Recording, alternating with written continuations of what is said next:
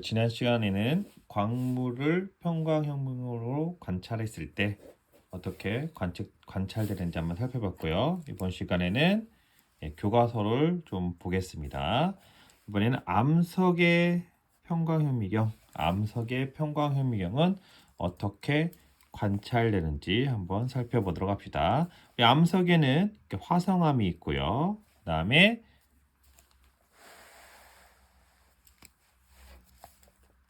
퇴적암, 마지막으로 변성암, 이렇게 암석에는 이렇게 크게 세 가지 종류가 있죠. 화성암, 퇴적암, 변성암, 이렇게 세 가지 종류가 있습니다. 먼저 화성암을 평광현미로 관찰하면 어떻게 되냐? 이제 화성암의 종류에 따라서 입자의 크기가 다양하게 나타나더라라는 겁니다.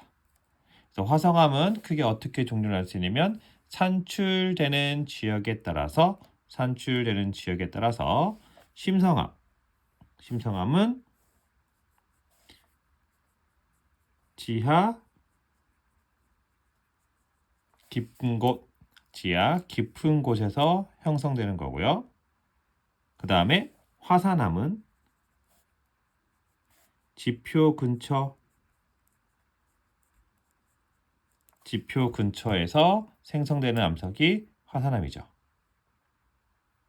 그리고 그 중간 단계가 반심성암입니다. 반심성암. 지하 깊은 곳에서 나타나는 건 심성암, 지표 근처에서 나타나는 건 화산암, 그다음에 그 중간을 이제 반심성암이라고 이렇게 이야기하는 겁니다.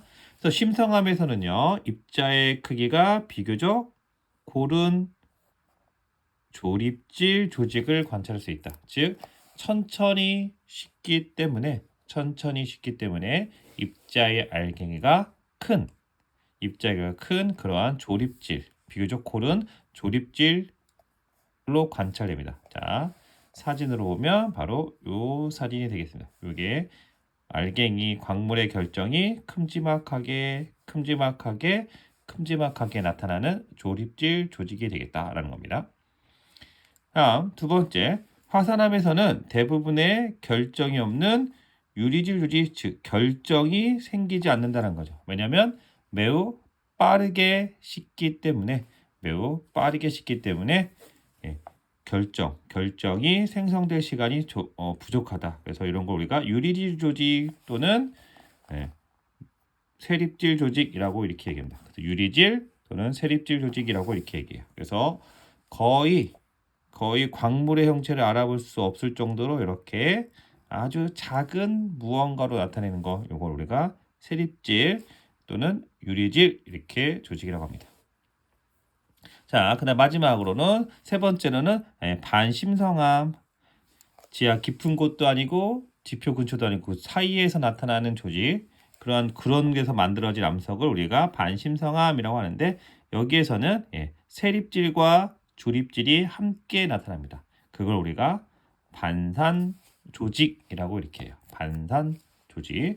여러분 그림에 보시면 이렇게 알갱이 큰 게 있고 주변에는 결정이 매우 작은, 그러니까 결정이 큰 게 하나 있고 그 주변으로는 매우 작은 결정들이 모여져 있는 거, 이거 우리가 반상 조직이라고 이렇게 얘기합니다. 그래서 이 화성암의 암석에서 관찰될 수 있는 그러한 조직은 조립질, 세립질, 그다음에 반상 조직. 세립질은 유리질이라고도 이렇게 이야기합니다. 그래서 각각 조립질 조직, 세립질 조직, 반상 조직은 냉각 속도와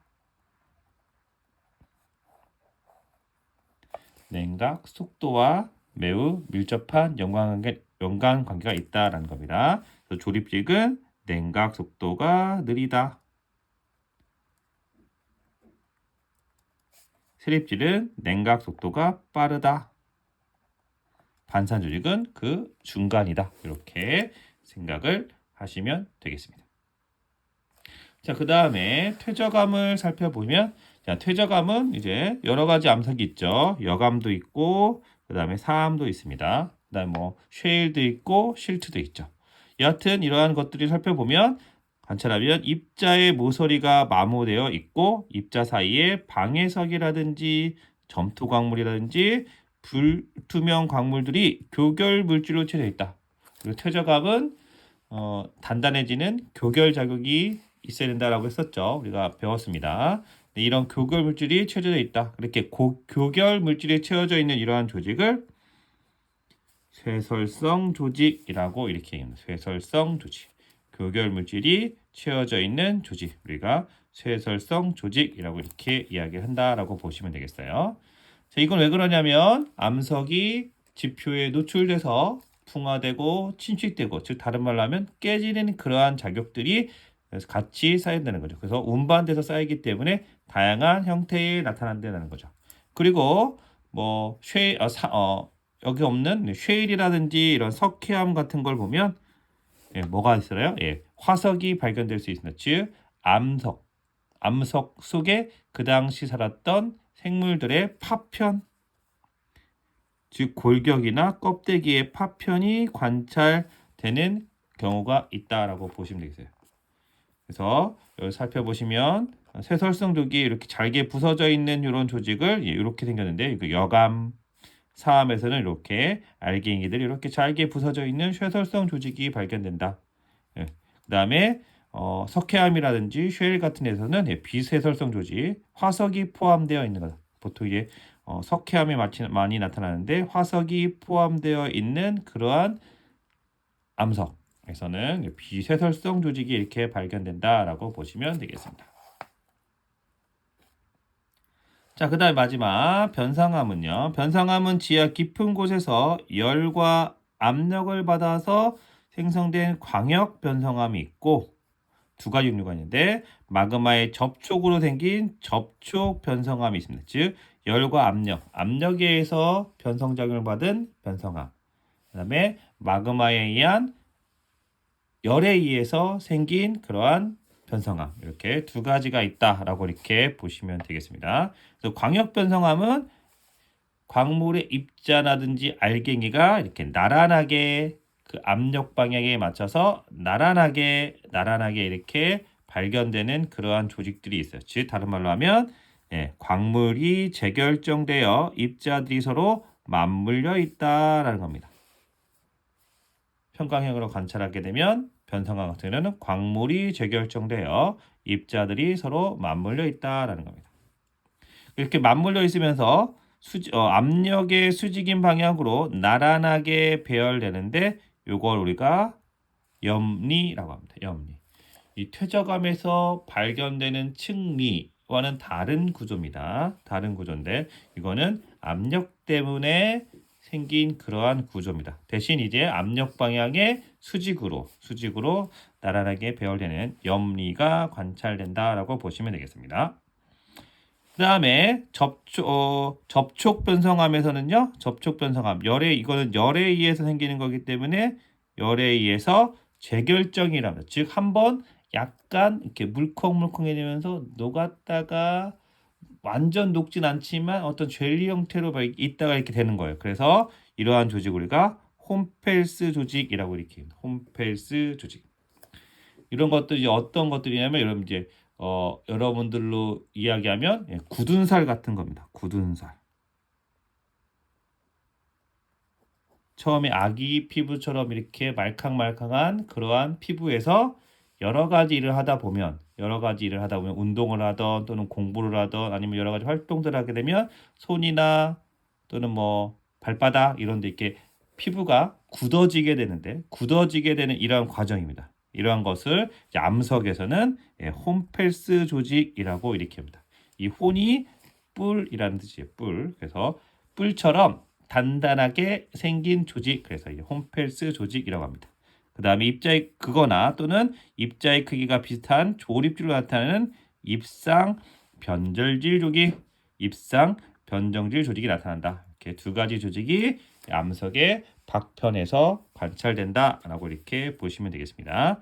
사진상으로 보면 이 염리 이렇게 한쪽 방향으로 이렇게 나란하게 배열되어 있다라는 걸 볼 수 있고요.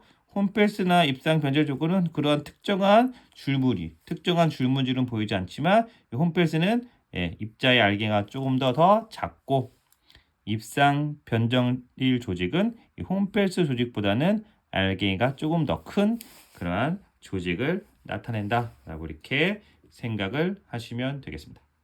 그래서 이런 암석은 암석을 평광형미로 관찰하면 이렇게 화성암, 퇴적암, 변성암 이렇게 딱 각각의 암석의 특징들을 우리가 관찰할 수 있다라고 보시면 되겠습니다. 자, 이제 이어서 살펴보도록 합시다.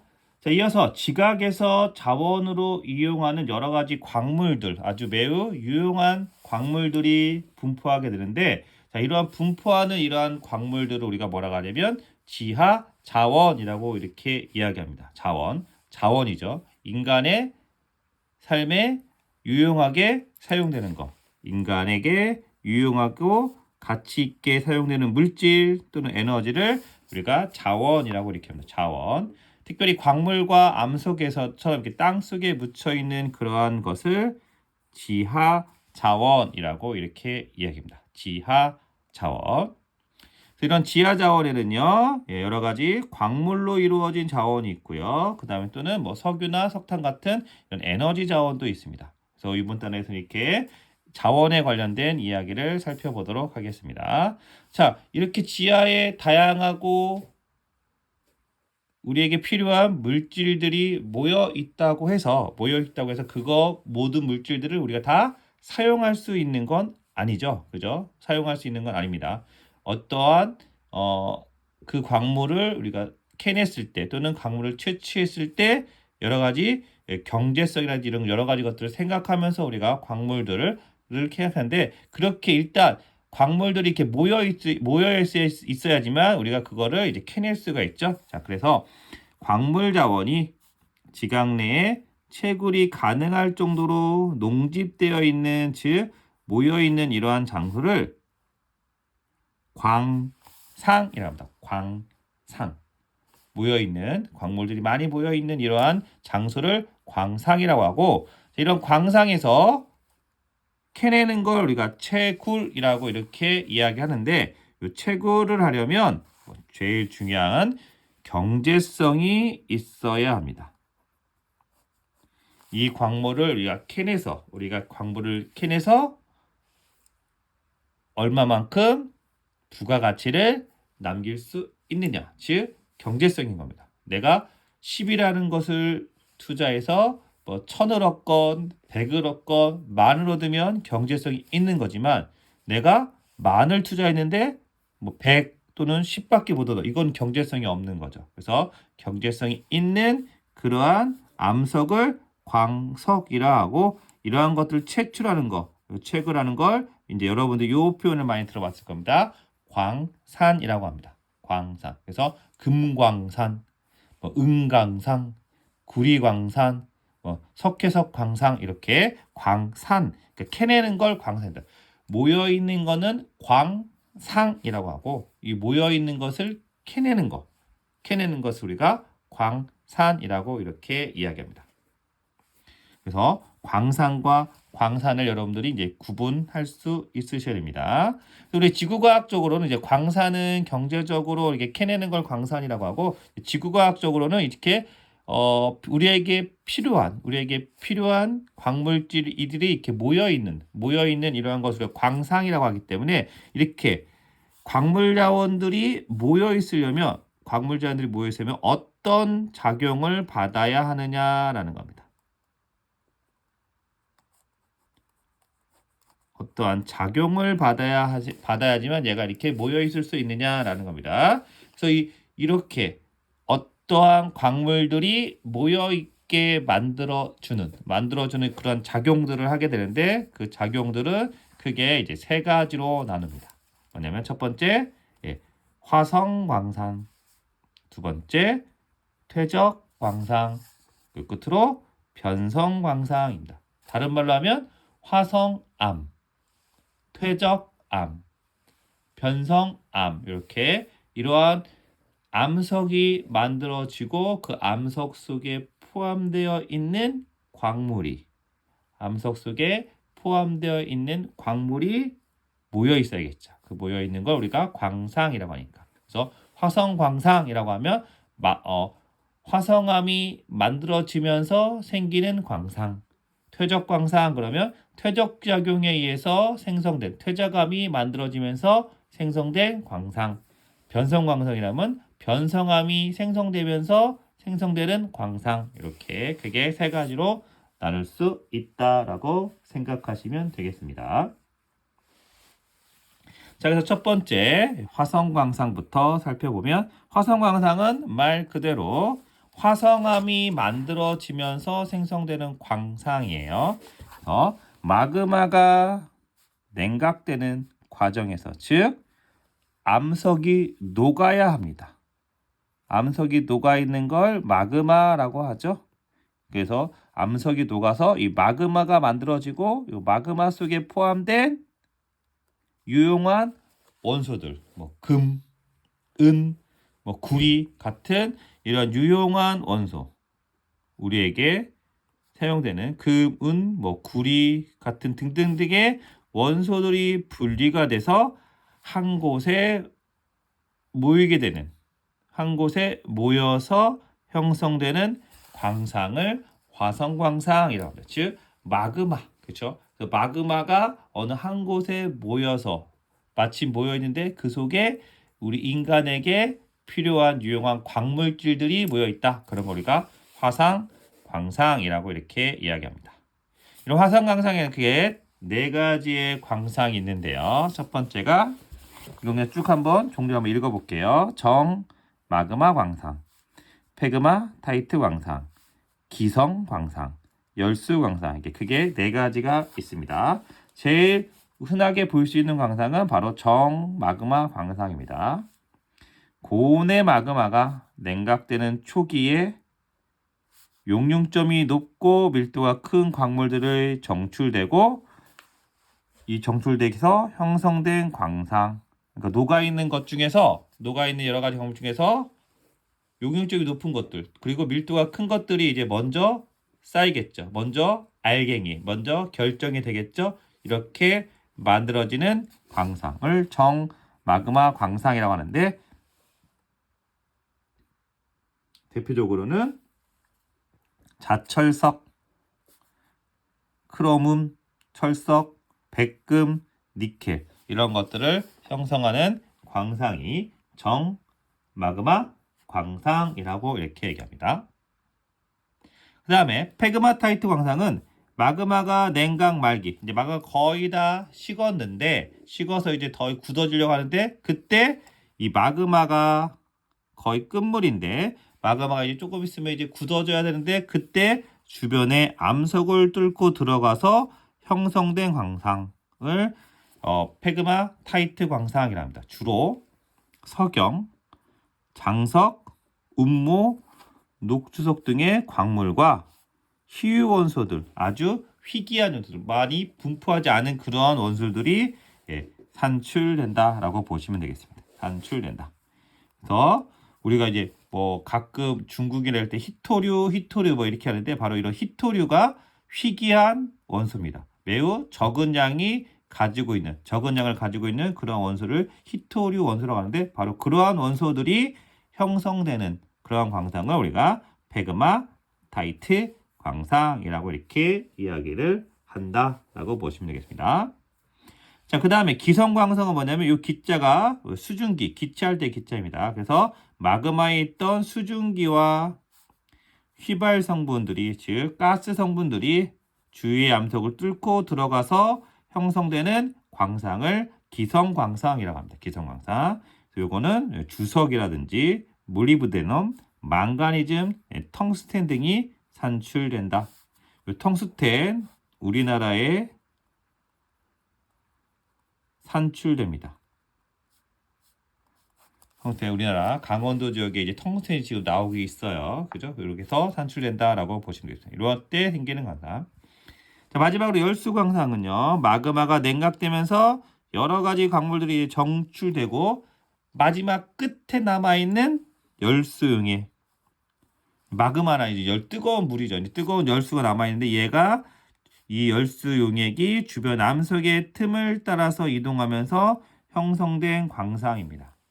주로 여기에는 주로 석영 맥과 함께 나타나는데 이 석영 속에 금, 은, 구리, 납, 아연 이런 것들이 포함되어 있는 이러한 광상을 열수 광상이라고 합니다. 자, 아무튼 화성 광상은 마그마 때문에 생성되는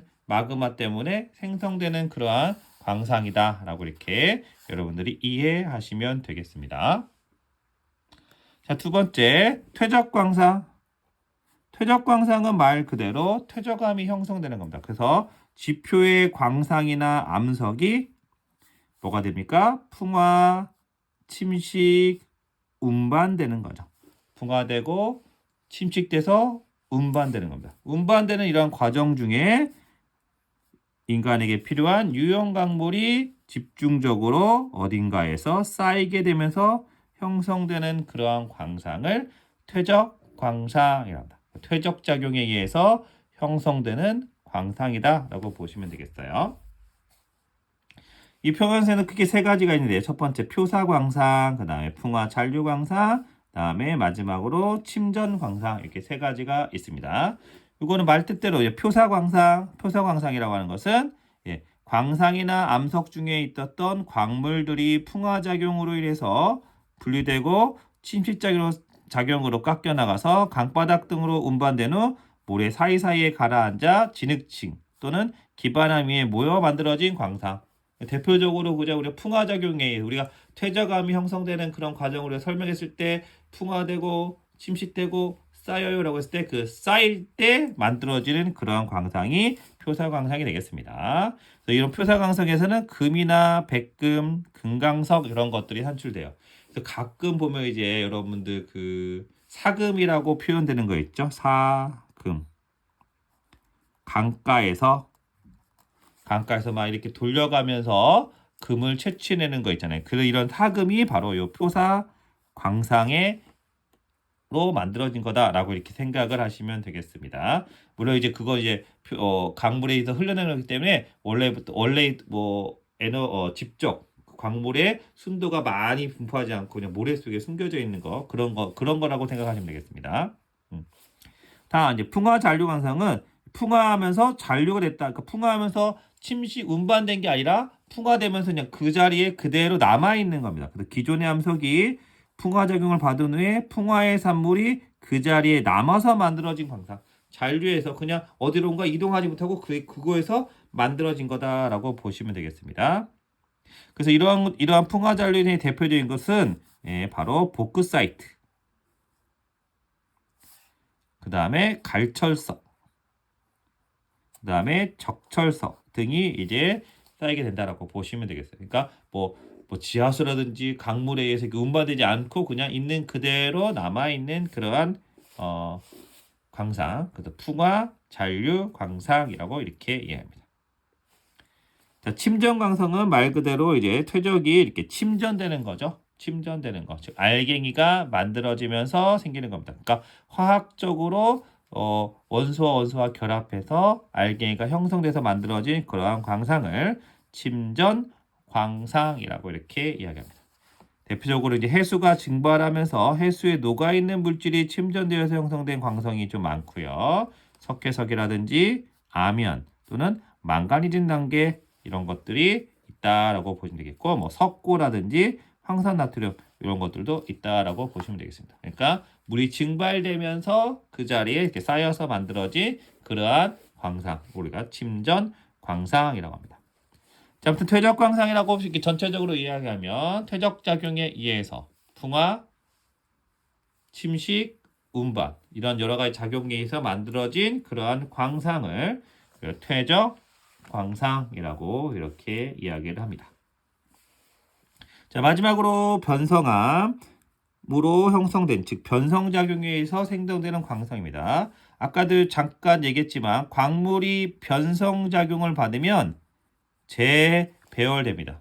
재배열될 수 있다. 압력에 의해서 또는 열에 의해서 재배열될 수 있는데 이때 새로운 광물이 농집되거나 또는 기존의 광상이 변성작용을 받아도 상관없습니다. 이렇게 받아서 형성되는 이러한 광상을 변성광상이라고 이렇게 합니다. 근데 변성 광성은 그 변성의 종류에 따라서 크게 두 가지로 나눌 수가 있는 거죠. 첫 번째 광역 변성 작용, 그다음에 접촉 교대 광상입니다. 또 광역 변성 광상은 다른 말로 하면 이제 광역 변성 작용에 의해서 아까 또 잠깐이겠지만 열과 압력이 즉 받았을 때, 즉 이건 어디에서 주로 일어나냐면 판의 경계 지역 중에서 수렴형 경계에 해당합니다. 수렴형 경계 쪽에서 이러한 광역 변성 작용이 잘 나타나죠.